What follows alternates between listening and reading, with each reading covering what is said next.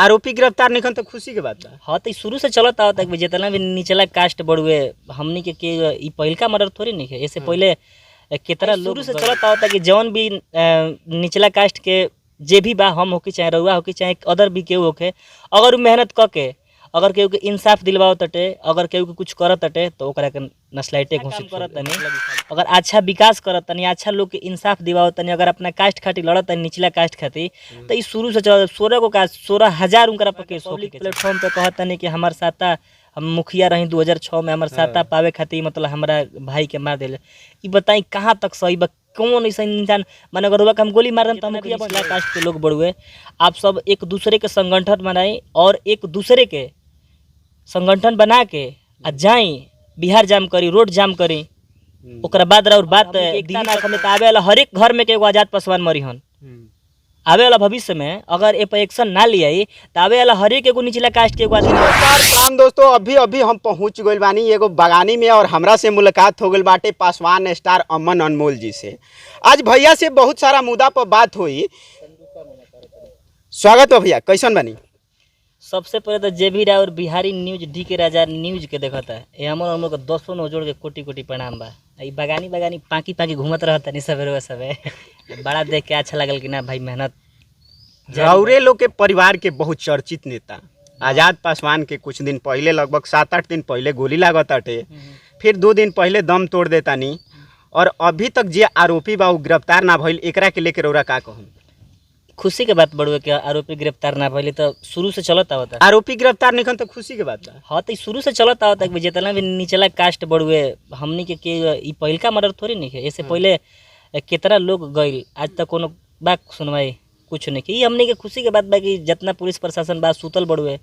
इससे खुशी के बात का बढ़ुए कि वो लोग निचला कास्ट के अगर इहे कोनो बड़ कास्ट के रहित कोनो बड़ा कास्ट के चीज रहित आज आरोपी जेल में रहित ओकरा चुत्तर पर डंटा गिरित बोले रौरा खातिर खुशी के बात बा। तो अब खुशी के बात बा उ लोग सुतल बोलो बताएं तो रौरा प्रशासन के द्वारा मैंने कहा रौरा लागत है कि बिहार के हमनी के प्रशासन के द्वारा जिला प्रभारी जी से बात भई रहे हम गइलो रही खुद हम पर्सनली गई रही तो वहाँ के कहता नहीं कि कार्रवाई चलता हम कहनी कि ठीक बा चलता कुछ विषय पर बात भइल। वहाँ के एगो कौन दो तिवारी बने रामजी तिवारी तो वहाँ के शायद कोनो पब्लिक प्लेटफॉर्म बढ़ुए ऊपर वहाँ के न्यूज हम देखनी तो वहाँ के बात भइल कि वो कहतनी कि 2006 में हमारा बेटा के वो लोग मार दिले बढ़ुए तो वो लोग उनकरा के नस्लाइट घोषित कर दिलो आजाद पासवान जी के।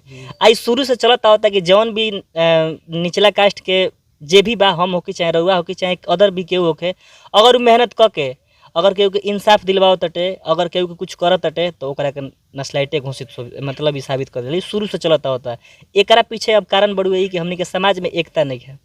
पब्लिक प्लेटफॉर्म पर हम देखनी कि रामजी के बयान बाटे कि पहले तो वहाँ के बोलत नहीं कि आजाद पासवान नक्सलवादी रहे हैं एकरा के लेकर उरा का कहम तो वैसे ना कहनी है कि शुरू से चलता होता कि जे भी निचला कास्ट के बढ़ुआ हमनी समाज के जे भी निचला कास्ट के जे भी लोग बाटे अगर वो अच्छा काम करी और वह के इंसाफ दिलवाई अगर वह खातिर केहू से जाके लड़ी। अच्छा ये बताई काहे ना नस्लाटी होके बताई काहे ना केहू गुंडा वाली बने रुआ बताई रुआ केहू के ऊपर रुआ अगर आरोप लगावत नहीं अगर केहू के ऊपर वह हमला करत नहीं तो बताई काहे ना बनी हम ही बन जाए। अच्छा हमारा बने में टाइम लगल बा हम ही बन जाए और हमारा के अगर हानि बार पहुंचाए। लेकिन हमनियों के देखत नहीं जाए पहले से भी जानकारी बा कि जौन आजाद पासवान रहन वहाँ पर 16 गो FIR रहे। देखिए रुआ बढ़िया काम करम तो सुन ले हम गिरवा अगर गाँव में जाइम तो सबसे ऊंचा जौन मकान सुंदर रहे ओकरा पर जल्दी सब लोग के निगाह जाला काहे ना ओकरा जाए के टटिए वाला घर में लेकिन टटिए वाला घर के फेर में नहीं खे उ फेरा में बकरी 3 तला मकान जो चमचमाती है केकर मकान ही वो फेरा में बा। तो इस शुरू से चलता अगर आजाद पासवान जी बढ़िया वहाँ के स्वर्गीय भगवान वहाँ के आत्मा के शांति देश अगर वहाँ के अच्छा काम करत तनी अगर अच्छा विकास करत तनी अच्छा लोग के इंसाफ दिवाओ तनी अगर अपना कास्ट खातिर लड़त तनी निचला कास्ट खातिर तो इस शुरू से 16,000 उनकरा पर केस होके के चाहिए। अच्छा इस शुरू से चलता बगरुआ बढ़िया काम करब गोड़ खींचे खातिर 50 लोग बढ़ुए रेडी। वहाँ के पब्लिक प्लेटफॉर्म पे कहत तनी कि हमार साता हम मुखिया रही 2006 में हमार साता पावे खातिर मतलब हमारा भाई के मार दिले। ई बताई कहाँ तक सही बा कौन ऐसा इंसान माने अगर हम गोली मार तो मुखिया बन जाए। जब तक पूरा गांव के जनता ना चाहिए जब तक गांव के पूरा पब्लिक ना चाहिए तब तक रुआ मुखिया बन सकता नहीं तो रुआ के गोली मारला से हमारा का फायदा बा। एकरा पीछे बहुत बड़ा कहानी हो नु। अब पुलिस प्रशासन से निवेदन हमनी के कर सकता नहीं जगह रुआ सब जागे निचला कास्ट समाज के एगो धरोहर एगो बहुत ही अच्छा नेता जो कि एगो बेटा एगो माई खोले भी है, एगो बाप खोले बड़न, उनका इंसाफ मिले।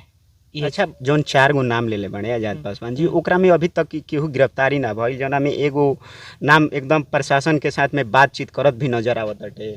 देखी जी, जे बातचीत करता इनकरे भाई के मर्डर भई रहे। अच्छा, जौन देख लो, अब हमहू देखनी न्यूज, तो कहे के मतलब ई बाटे कि देखी अब हमनी के थोड़ा सा निचला कास्ट के बन जाए, थोड़ा सा पैसा से आदमी कमजोर बढ़। रौरा का लागत है ST SC समाज के माने प्रशासन जो भी बाटे बिहार के लॉ एंड ऑर्डर सही काम नहीं करत?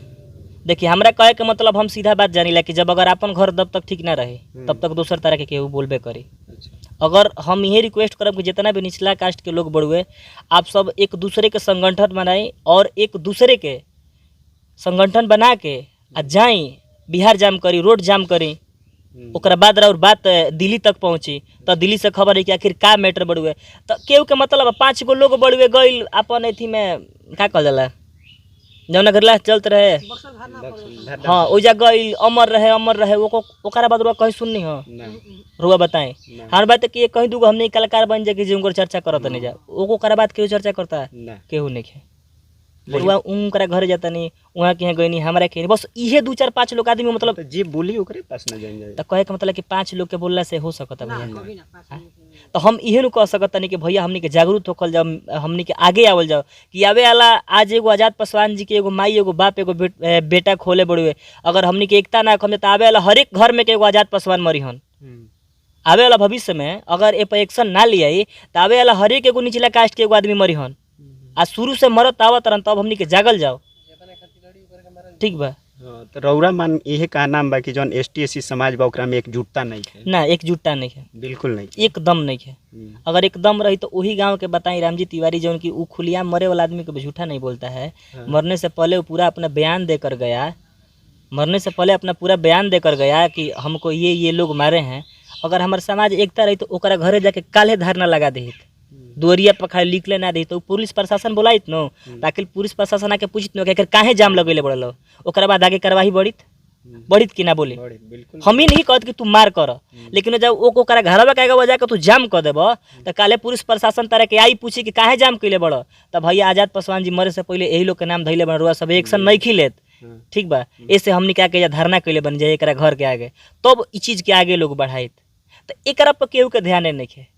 अच्छा, अभी तक बक्सर प्रशासन के द्वारा कोनो कार्रवाई ना भइल, एकरा के जाते जाते का कहम? जाते जाते ये काम कि जौन भी प्रशासन बड़ुए बहुत अच्छा काम करता है। आवे वाला भविष्य में अगर तोहरो घरे केहू मर जाए, जे भी जिला प्रभारी होके वहाँ अगर वो घरे केहू अगर मर जाए तो वो वही तरह अपन ड्यूटी पर अपन सुतर रह, कहीं एक्शन मत लिया, ये न कह सकते नहीं। एगो भाई एगो जौन इंसान खोले बड़ुए, एगो समाज के एगो जौन लड़का एगो धरोहर खोले बड़ुए, ओकरा दिल पर का गुजरी बताई। उ लोग के समझ में नहीं आवत कि उ लोग जनता के सेवा करता, उ लोग के का करे के चाहिए। लेकिन फिर भी जाते जाते ये हम कहब कि आप सबसे रिक्वेस्ट बढ़ुए, जे भी जिला प्रभारी दिल्ली तक अगर हमारी बात पहुँचे तो आप सबसे ये रिक्वेस्ट करब कि आप सब आज़ाद भैया के इंसाफ दिलवाई, आगे आई और एगो गरीब के इंसाफ दिलवाई, ना तो आवे वाला भविष्य में ऐसा गरीब कितना मरई हन ई केहू नहीं जानत। अभी भैया के बयान सुननी जा, बाकी आजाद पासवान के प्रति रौरा लोग के का राय बा अपन राय कमेंट बॉक्स में जरूर दे हम जा। जय हिंद।